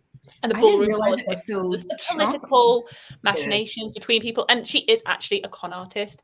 Like, she's not just saying that she's going to do it; she's actually like pretty good at infiltrating and coming up with a con. And I have to read it this month, and the way people talk about it, I keep like fluctuating between that sounds so. Oh no, I don't think I got it. No, but that sounds good. No, I don't think I like that. The thing is, when you put it on your TBR, I was like, Leanna's gonna hate this, and then I kept going, and then I was like, I don't know if you're I mean, like I'm worried Venetian. for Angela. I was like Venetian con artist written by anthropologist. I'm like, yes, but then you're like tarot, dream magic. No, I'm I like, think so. I think those aspects of the story are very mysterious, and they're not edgy. I wouldn't say like they're very. I'm not fitting. Alan. I don't care if it's edgy. They're very no, I know, but they're very fitting within the Venetian like. I think it works. I think you won't. I'm trying to figure out a better way to describe it because I think that I won't hate it. you can slip into like a very I don't want to mock. Actually, I don't want to because I know some people are really into that kind of stuff. But I think you can slip into something almost cheesy. I mean, like when you with dreams and tarot cards being part of the magic, my first thought was the bone season, and no, I hate that. So I was like, if it's like that. No. I haven't read that one. I haven't seen anyone dislike the Mask of Mirrors. Like, I've only seen people talk positively about it. So challenge accepted. I don't think this is not going to bother Leanna, but Abby, you can obviously elaborate on this. It's very fantasy. Like there's a lot of fantasy words. The city setting, and the way that the different I guess I'll call them sectors are used and stuff. It's kind of a lot to take in. Yeah. So I think I'm going to like it more on a reread. That the political machinations, like the different families, there's just a lot of names, and the magic isn't it's not hand fed to you. It's confusing. And there's two different kinds of magic that are almost tied to the poor of the city and the upper class. Okay, interesting. So it's not cool. It's just not the easiest to understand, to get your head around, I think, going in as a first-time reader, which is I think I'm going to like it more on a reread because now I know. But how recently did you read it, Abby? I read it in December. Oh, dang it. I was going to say maybe we should reread it and then go to the sequel together. But you probably don't want to read it that quickly. I don't need to read it quite yet. But no, I think I'm going to read the sequel soon, and then I'll reread before the third one because I think that's coming out 2023. Okay. We should buddy read the second one. I'm going to need somebody to refresh me anyway. You just read it, so I think you'll like it, Leanna. You know what? At the very least, I don't think you'll hate it. So I said, you won't hate. Are you comforted now? Yeah, I mean, it's a very long book, so I hope I don't hate it because there's nothing worse. I mean, the only thing worse than a bad book is a long bad book. Oh, right. Yeah, I don't think it's an Orbit book, right? So their big paperbacks tend to look much bigger than they actually are, but it's still big. But I don't think it's it is very delightfully floppy, which it's 630 pages. At least the UK edition is. It's not as bad. Yeah, I'm sure. I think it's actually pretty similar, if not. Exactly. I mean, it could be a lot thicker. Yeah, right. Way of kids. Yeah. All right. I think last time we did Alan and then Leanna. So, Alan, do you want to go now? What is the question? Is it name a book you liked? Oh, just books I like? Love from this year. The Folding Knife by KJ Parker. Again, I discovered KJ Parker this year, and he's not for everybody. It's really me and Zara who like I'm him. probably finally gonna I started it, but probably gonna actually read 16 Ways to Defend a Walled City next month. Nice. I have not yet read that one, but I think that's his most accessible. Parker is his books are very bleak in the outlook, and he has a certain. And I read Prosper's Demon, and I really liked that. Oh, excellent! I've not read that one either. Zara had and liked it though. His characters are there's a type. They are all really intelligent. Like Parker, KJ Parker writes intelligent characters better than really. I can't think of another author that does it. He does not sit here and tell you that these guys are smart. He shows you that they're smart. I can use. Jesse, we both read Promise of Blood. Adamat, who's supposed to be this brilliant investigator. We are told how smart he is. Then I read Folding Knife, which has Basso, who is literally manipulating the banking system and the political system for his own gain that actually ends up being better for the people also. He's brilliant. He's absolutely brilliant. I still think about that character, and I read that book in May, and I still think about what a good character Basso is. And so that's the kind of stuff that he writes. But he also gets really in the weeds with, like, Folding Knife deals a lot with banking. Like, we learn a lot about fantasy economies, and and that's not for everybody. And that's super awesome. I was just seeing Jess's face, and she's like, I think it's fascinating. I'm intrigued. I think that sounds great. I actually am intrigued. And his writing style is just like, it's just bizarre. Like, there's a big event, like there's an event where like something is robbed, but he describes it after it's happened in like a documentary format. And that day, no one saw the thieves get off the boat at the port and make their way to the building where no one was paying attention. And they walked in and waltzed right out with the money. And it's just like, is he British? Yeah, he's very English. But so when you read it, you have to read it with an accent. Those are the rules. Well, I wish he would let me. Like, there's no audiobooks for any of his works other than the Siege books, 16 Ways, etc. Like, please let me do them, KJ Parker. I will do them. But he has a very British, dry sense of humor. It's like it's funny like Pratchett, but it's much more cynical. Like, Pratchett is all very like, things are going to be good.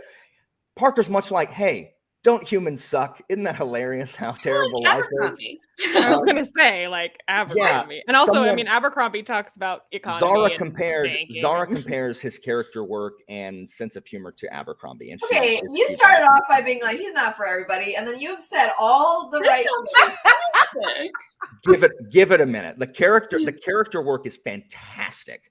And he writes intelligent characters fantastically. And he can be very amusing.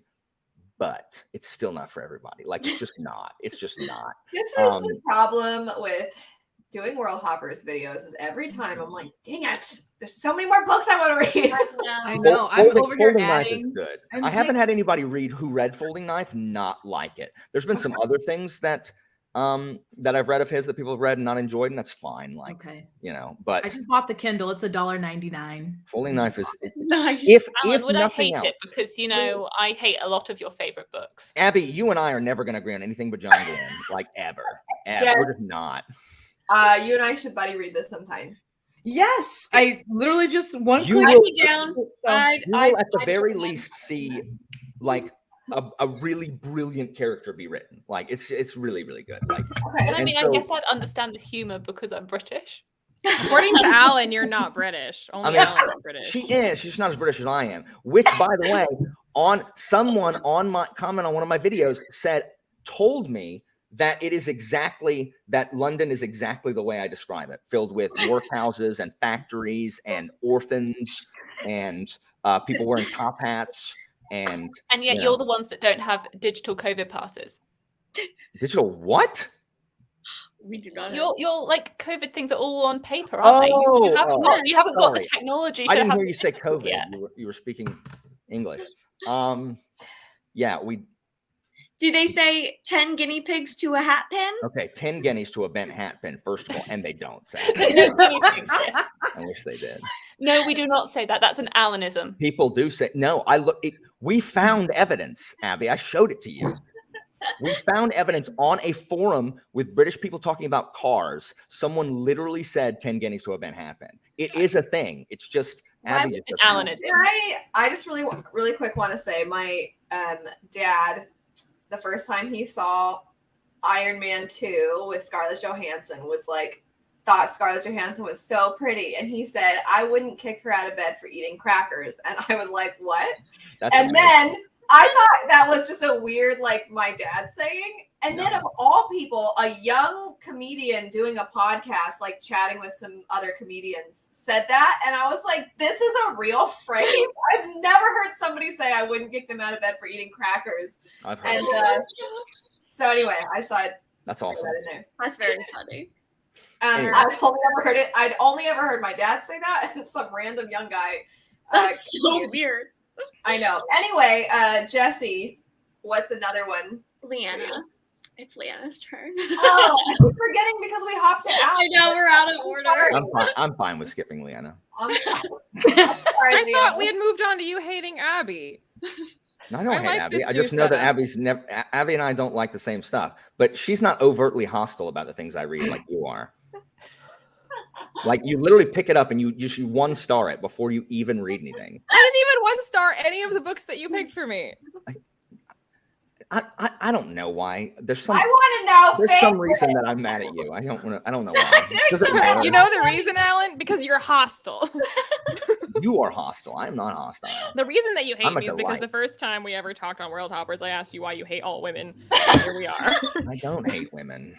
My wife is a woman. It's the only one. That's why you married her, because you found the one you don't hate. That's not true. I mean, it is true that I don't hate her, but it's not true that she's the only one I don't hate. I like plenty of people. I like Jesse. Yeah. Only Jesse. Hey, Everyone else and Jess. I like the top row here. Glad to The have you, bottom Alan. row. Abby and I we're having a disagreement, but when John Gwynn comes up with a new We'll work book, through it. Yeah, we'll work through it when the next John Gwynn book comes out. All right. Leanna, what is another favorite from 2021? Wisdom of Crowds. I already talked about You that, already Alan. said Wisdom of Crowds. Sorry. You were late. Sorry. Name of the Wind. That was not a 2021 read, but Are you sure you read it every year? I did start it, but I didn't finish reading it. I was debating whether I should go with Empire of Silence or Declaration of the Rights of Magicians. Go to Empire of Silence. Try to convince me to read it. You don't want me to convince you to read Declaration of the Rights of Magicians? What is the it? I sort of want to see you talk about Empire of Silence and then to see Jesse's comments. Why I does want she? to hear what like- Jesse thinks. I haven't told Leanna yet.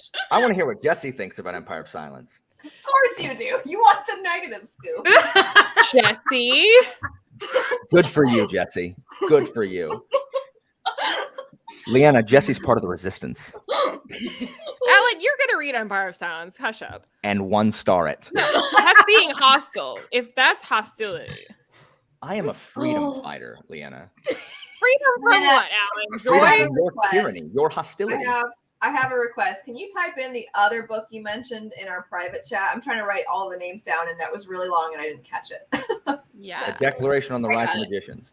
Okay, Got it. thank you.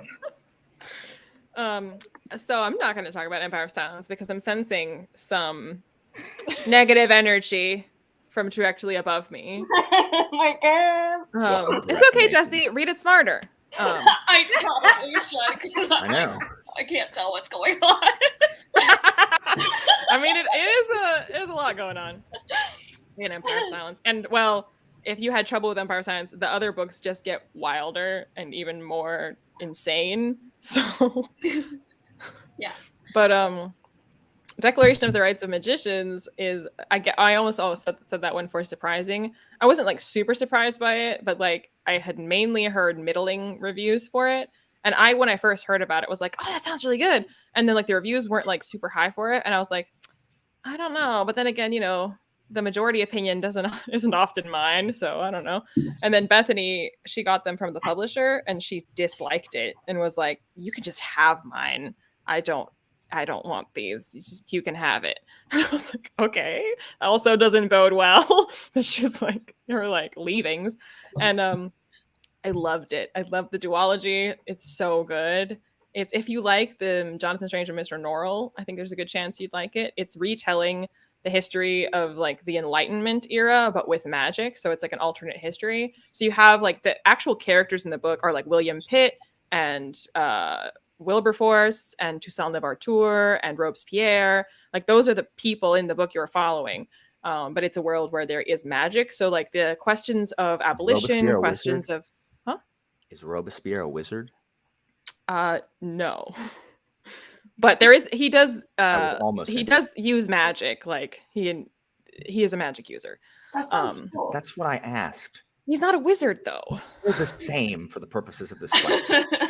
And in the second book, I don't think it's spoilery to tell you because it's the history, but like in the second book, we start to have Napoleon. Yes, I was literally about to ask. Sorry. I was So like, but it's opening like my mouth there's. to say I feel like Napoleon. it doesn't have like that high reviews because a little bit like what Alan was saying about KJ Parker, because like this is like taking. It's not just like vaguely historical, whatever. Like we actually like the debates that were going on in the House of Commons about like bills put forth for like people's rights are being reframed with like a question of like, does the poor people have a right to their magic? And do like rich people have a right to enslave people with magic? And abolition in like the colonies is all to do with like them rising up to use their magic. And it's so good. That sounds awesome.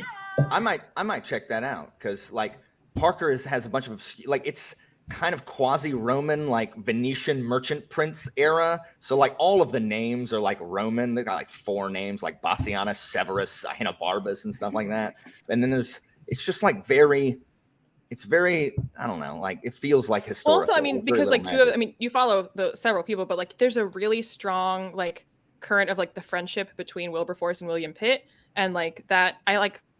They're historical figures, but I just felt very like, especially because they don't always fall on the same side of a debate, and so then that's kind of like hard for them to like. If I hate this book, I'm gonna be cheesed, Leanna. Well, what? What did you say? I said if I hate this book, I'm going to be cheesed. Oh, we wouldn't want that. Saying cheese because it's got a French setting. I know. I thought you were trying to say like, ew, it's cheesy that they're friends, and I was like, why do you hate Joy? No, cheesed off. No, I understand. It means torqued. It's because that's a much more common expression. These are all words that are used. You will be pissed. Okay. You're so crass. Is it my turn? It's your turn. Jesse, tell us why Empire of Silence is one of your top books of the year. Yes, Jesse, tell us. Oh, I'm gonna talk about one that I like and finished. Ruined by John Gwynne. Since there was so much John Gwynne hate earlier, we are going to. Jesse, who was hating on John Gwynne up in here? Was it Leanna? Elle directly asked me. I wasn't going to say anything. And Elle was like, Leanna, are you going to read Shadow of the Gods? And I was like, probably not. Totally kidding. No, Elle was just like, you know what? It's not for me. I'm going to put it down. Leanna actively like campaigns against Malice. So Elle is fine. Elle is just expressing a preference. Leanna chooses to be hostile about it. You actively discourage other people from reading Malice. I mean, just because I'm such a magnetic personality and they want to emulate me, it's not my fault. So you are the other pole for. So why did you love Ruin, Jesse? Did it ruin you like it ruined me? Okay, yeah. So I feel like 4 of us have read this, right? There's some good speeches in that. I love the speeches in that book. Yeah, that's it. So Ruin in particular, I think had the best character moments, the most like, oh my god, like, Is that the one with the duel? Is that the one with the duel? Yeah, okay, yeah.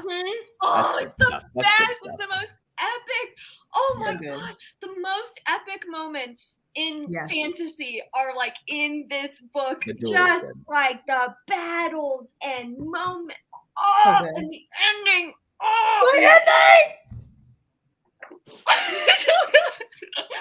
So I can't really say much more because it's spoilers. But I understand. Yeah. I feel like that book really evokes a lot of emotion from you. It does. Like Yes. you're cheering, you're crying, you're just.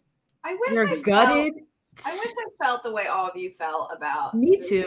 Me too. This is how I feel whenever people talk about Faithful and the Fallen, Stormlight Archive. I have such FOMO. I'm like, I want to be hyped with you. And then I remember what it was like reading those books. And I'm like, but I cannot. I'm so sorry. I just want to be sad with Paladin. Because it's so good. It's just, like, Wrath was fantastic, 5 stars as well. But just those moments can't be topped in this book. No. And just the characters. Makeen is my man. He's the best. I just love it. I love these books so much. I forget. I asked Leanna earlier, but did you reach out of the gods, Jesse? You haven't, right? Because we Not talked yet. about it privately. I want to read the Blood and Bone trilogy first. That that one. I want to read that one first. I have not finished it. I have not. Yeah, Alan, what are you doing? That book is 700 pages, Abby. No, it is not. How long is it? 600 and what? Oh, mine is like 750. 647 pages, Alan. I want to finish it, and I'm going to finish it soon. But it's too long. No, but it's John Gwynne. It reads really quickly. The year of short books. What? It's John Gwynne. It reads really quickly. It does. Yeah. You read like 300 pages of Shadow of the Gods in a morning. Oh, his books do read quick. To me. So exhausting. No, I know. I just have to find. This could just take you 2 mornings and you'd be done. I need to find the time. I'm sorry, Alan is going to be too busy reading the rest of the Ravens Mark and the rest of Under the Northern Sky. He has no time. Leanna, but that's what I'm saying. I could read both. I could read Crowfall and Ravencry. Ideally, you read Ravencry and then Crowfall. Obviously. And I'd still be under the page count of freaking Time of Courage. I could read both of those, or I could read one of that one. That's where I am right now. I feel so behind. But I'm going to read it, Abby. Jesse, it is not the same. If you expect the same, you will be disappointed. No, I've seen like Alex's reviews and stuff that kind of tempered my expectations for that trilogy. But I know, Abby, that you love it. So I mean, I still think The Faithful and the Fallen is my favorite. Yeah. Because of those characters. And this is different characters because it's 130 odd years. Oh, can I go ahead and on record and say that Abby literally, when we were talking about the first book, spoiled a huge plot point for the very end of the second book. When we were talking about it. It was a mistake, Alan, and I'm very sorry about it. It was a mistake. I have no idea how that mistake was made. It was very funny. Yeah, well, Abby, I knew that's where it was headed, so it doesn't actually bother me. I just like giving you a hard time. Like, it's totally fine. Like, I obviously knew that that's where that book was headed. So, but the thing is, I wasn't trying to reveal a big plot point. I was trying to talk about a minor little scene, and I forgot that minor little scene revealed something big. And by talking about this thing happening, she revealed a huge plot point because in order for that thing to happen, something else had to have happened. And we're like, that isn't in this book, right? Oh my God. That's why I'm so scared to if we ever do a live show for Upon a Burning Throne, I'm so scared to read the second book right now because I'm afraid to get mixed up with the sequels and the first book. Forget. I want to read that one, Upon a Burning Throne. That one was fantastic. That was an almost favorite. I need to still read it. That's a translated book, right? Yes. That's the one with the elephant on the cover. It's purple. Yeah, it's a great cover. I've seen that was meant to be a 9-book series, and suddenly it's been cut to 3 books. Mm-hmm. Really? I know it doesn't have good reviews on Goodreads. We were talking about it last night when we did anticipated releases, and someone brought up the third one, and I was like, oh yeah, because my friend Steph had read it, but I was like, I thought it was supposed to be a bunch of books, but I guess it hasn't gotten a lot of interest, or I don't know if that's translated, because it has only 500 reviews or ratings on Goodreads. And I'm kind of confused at the low rating. It is slower moving. There's also a different entry on Goodreads for the original work in its original language. That it's the translated one has 500 ratings, but the original has more. Maybe. And I think he's written a lot in other not English. Yeah, I think he's a huge author in India and very successful with a lot of his works that are in India, but his translated works, this one in particular, is very underhyped. And I think a lot of the reviews talked about how the inspiration is the I don't want to mispronounce it. Was it the Mahabharata? Yes. And it's different, but it's inspired off of that. And I think people were expecting it to be a little bit more true to that story. And so I think if you're familiar with that original story, then I think that there's a certain level of disappointment with how much leeway he took with it. But I'm not familiar with that story, so I wasn't affected by that. But I thought it was great. I'm surprised at how many low reviews it has. Because, it's slow, but it's But you didn't like Empire of Silence, so I don't know if I can trust you. Yeah, but I did like the wolf. Oh yeah, I can totally forgive you. That's okay. There you go. So yeah, that one's a good one. I don't even feel like I need to mention my other favorites because everybody already knows. But I talked about Wisdom of Crowds, so I think you should. Flamefall was great, and the Bone Shard Emperor was great. Both of them are book 2 in series, and they were both amazing. I liked Flamefall. Is Bone Shard a duology and it's done, or there's going to be more? No, there's more. There's at least going to be 3. I want it to be more. It might only be a trilogy, but I think that there's still things I want to be expanded on more than just within one more book. But I really enjoyed the second one. If anything, though, it felt like, I mean, I read it in a day, but I feel like I wanted more. And then I'm like, it was already a reasonably sized book. To have it be bigger would have been ridiculous. And I know I think the release date for the third one's been pushed back because she needs to work. I think, Jess, you sent me the link where she was talking about it, but I really like that series. And I think I saw on Twitter, she said that she'd written like 100,000 words or 150,000 words, and she scrapped a lot for the third book. Yeah. I get it. I mean, I don't know if that third one is going to be the final one or if it's going to be a quartet, but regardless, I mean, I'm always for authors making sure the work is exactly the way they want it. And she put out the first 2, or at least I don't know how much she had written before it was published, but back-to-back adult fantasy books, like from one year to the next, is impressive anyway. So it's impressive even if it's not adult fantasy. It's just an impressive thing to do. I think it was a really good second book. I just read it. Yeah, I really liked it. And it was even more of the precious factor in this one, which just, oh my gosh. And the ending, I was like, no. So I loved it. And then Flamefall expanded on things from Fireborne because I was worried. I liked Fireborne so much that I was worried that if it didn't, I guess if it wasn't as good as the first one, I wouldn't have been upset because I liked the first one so much. But you know how when books or series will start with a lot of emotional pull, and then, so Leanna maybe feels this way too. Like I feel like Red Rising has more emotional pull and Golden Sun is more action, which is to most people's favor, I think. But for me, I'm like, I miss the emotional pull of the first one. And that's why I like Morning Star, because I feel like it's a combination in the Red Rising trilogy. And with Fireborne, I love the emotional pull as well as all the politics. And this kind of is the old form of government actually that much worse than this new form, and trying to land on your feet and all the things that go into it. I just thought it was great. And the second one, I was worried, it's going to, because we do get a new perspective and you do kind of see more other people from the old form of government. And I was like, is it going to get spread too thin? And I really enjoyed the new perspective, and all the emotional punches were still there. And then the ending was so like, what the heck? And then on top of all that, there are not too many characters I hate more than 2 of the characters in that book. Ixion? Hated him. And then there's another character whose name I feel like I can't mention because they're not technically bad guy. Yeah. Oh, yeah. I hate them so much. Yeah. So much. I hate them more than the other one. And the other one is like your classic bully, awful, pretentious, I'm above you because of my bloodline and whatever, and you hate him.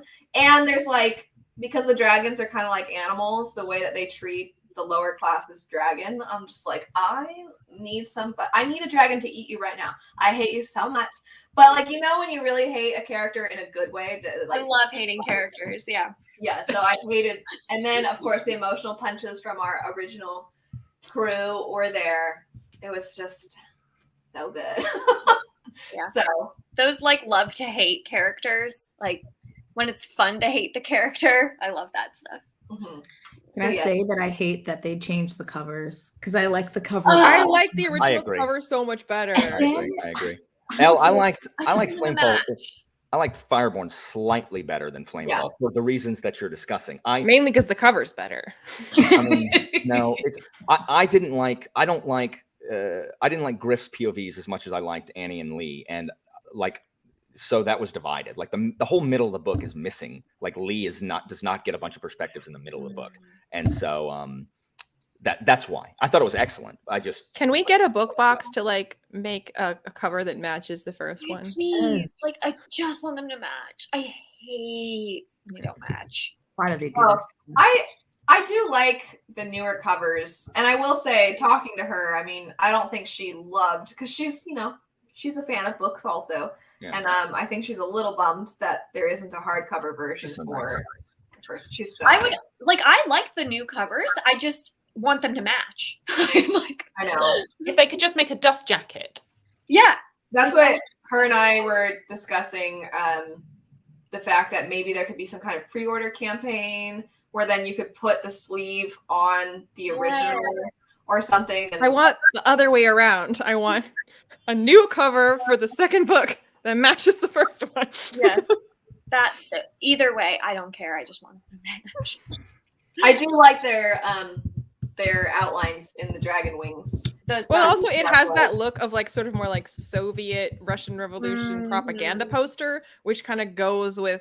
We have seen people get upset at things that look like propaganda. Oh yeah. So I don't maybe think this not. was that much where anybody looked at that cover and was like deeply offended.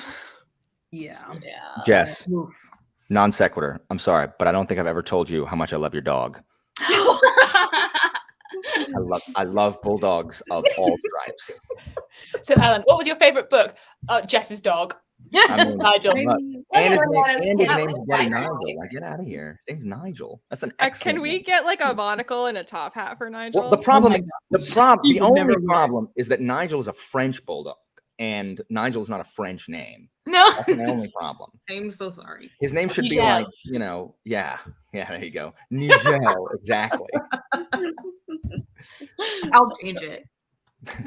He's adorable. It's something else. He is so fussy. Like, not fussy, but he's like very like, I'm wanting to sit here now. I want to be pet. I don't want to be pet. Like, he just gives you look. I mean, I know. he's secretly a cat, I'm pretty sure. He's like part cat, part bunny rabbit. He's a very strange animal. I'm like, what did I get here? My mom also, I've said before, my mom loves. She's like, oh my gosh, that dog. So cute. And the tiny mic. I am honored to be his mother. So I'm very proud. Luna Bear is currently, she left to get groomed. I was like, Luna Bear deserves to be groomed for the new year. Not that that's the only time she gets Do dogs like being groomed, or just owners like them to be groomed? Yeah, Like, I don't right. know. Well, we have Arizona's so dusty, and I'm just afraid that like, she doesn't scratch a lot necessarily, but I'm like, I wonder if it'll feel really nice. And I got like premium shampoo and conditioner for her.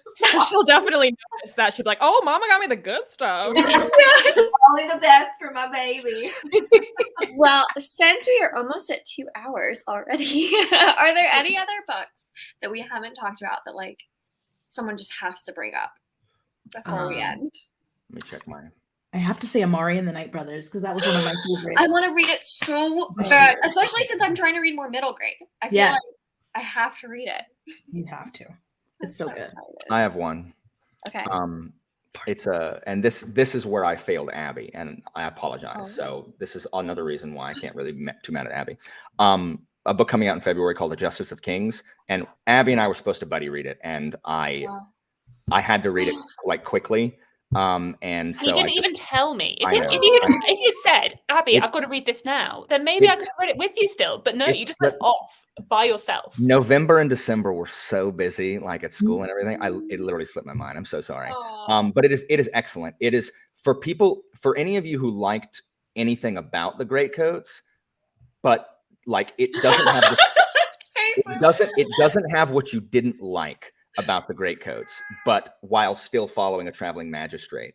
It is like a combination of Who's it by? Richard Swan. Swan. The world is Witcher. Like the world feels very Witcher-like. It follows a traveling magistrate, and the main character, which it does not say like on the back of the book. Yeah, Alan and I were chatting about this. It's the main character. It does follow this guy named Conrad von Wald, this magistrate, but the POV, it's first person told from his 19-year-old female clerk. She's learning how to be a magistrate. So she takes all his notes and stuff, and she thinks it's super boring. She's like, oh my gosh, this is a drag. But she's telling it from way in the future. Like she's 70, right? And she's writing this story based on the notes that she had taken. And so we're seeing Von Vault through the eyes of this 19-year-old girl. And I think he does a really good job with like portraying a 19-year-old girl. She is frustrating. Like, I'm just like, she acts like my students sometimes. I'm like, what are you doing? Like, stop. But some people were surprised, and a lot of people were surprised, myself included, but a bunch of people didn't like the fact that the POV is a first person from a female's perspective. But it's really good. Like, it is just. You're saying it's a girly book. No, not at all. But that's what other people know. Yeah, but other people got upset. Yeah, it's about I'm a justice. bit nervous about reading it. I was like, like, I don't know if it's going to be for me, but I will find out later on this month. Just the thematic stuff is really good. Justice and the law and absolute morality and the fragility of authority, about how really most authority is a completely nebulous thing that only exists as long as we let it to exist. Just look at modern politics and compare it to 30 years ago. There are political norms now that would be unheard of 30 years ago because it just wasn't done. But then people do things that you're not allowed to do, and there's no consequences. So now that becomes the norm. Just like with the Romans did the same thing. Tribunes, you could not kill a tribune until they did, and no one cared, and then you just killed tribunes. So it's also, like that. I'll add that even though you were campaigning against Petrick earlier, Petrick also likes Justice of Kings. Oh, I campaign against Petrick solely on Fall of Babel. Petrick is a brilliant man and a wonderful man who has fantastic opinions on Petrick and I are the OG, like, 5-star strumpets. We run a 5-star like brothel, like he and I together. So, like, it is just on this one thing that we have a business partnership disagreement that may sever us into two separate, like we may have to become 5-star madams of our own. Separate but competing establishments. Exactly. But Petrick also loved this book. But Petrick and I, we like most of what we read. And Abby, I'm hoping to read that. And we were thinking about doing on my channel a chat for Justice of Kings. I think Alex might join us too. I would just like to remind Alan how much Petrick likes the first law. So if you aggressively 1-star it to hurt me, you will be hurting Petrick. I mean, I might have to do it in retaliation, but most of my friends. Retaliation for what? Abby, I do not think you will dislike Justice of Kings. I think you will like it. I do not know. Klaus liked it, and he's like, I don't like it as much as you. I'm like, Klaus, no one was ever going to like it as much as I did. Like, just the justice and law thematic stuff that hits me really hard. Like that's a personal thing. You know what I mean? I think I'll like it. I like those themes in books as well. Yeah, Abby and Leanna and Jesse, did you have any more books that you really loved? Those were the main ones. Yeah. Main ones. Well, I wrote them all down. I think I got all of them. Yay. Well, yay. I think that this was hopefully a video where you could get a lot of recommendations and some anti-recommendations as we devolve into books we also didn't like. But thank you all so much for watching, and look out for all the other videos that are coming up. You can definitely watch our worst books of 2021 as well if you want to see us rant. Hopefully this was fun, and thank you all for joining, and we will see you in the next Worldhoppers video. Bye. Bye.